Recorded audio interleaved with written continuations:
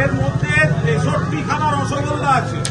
63,000-এর জন্য মানিকতলা বিধানসভা উপনির্বাচনে 63,000 ভোটে প্রায় সুপ্তি পাণ্ডে তৃণমূল কংগ্রেসের প্রার্থী জিতেছেন এবং কল্যাণ চৌবে হেরেছেন, যাবতীয় কুৎসা করেছেন, মিথ্যা অভিযোগ করেছেন, করে হেরেছেন। আমরা শুধু আনন্দ করব, তাই এর মধ্যে 63টা রসগোল্লা আছে, আমরা এটা কল্যাণবাবুর বাড়িতে পাঠিয়ে দিই। আসুন না, বাইরে মিষ্টি দিয়ে একটু আমরা দিয়ে তাহলে চলে যাই। হ্যাঁ, মিষ্টি দিয়ে চলে যাচ্ছি। ঠিক আছে, আমরা নেবো। হ্যাঁ, অন্য কোনো ব্যাপার নেই, জাস্ট মিষ্টিটা দেবো আর চলে ভিডিও করছিস তো? আমি AIF এর চেয়ারম্যান তো, এটা ওনার জন্য মিষ্টি পাঠিয়েছি তৃণমূলের তরফ থেকে।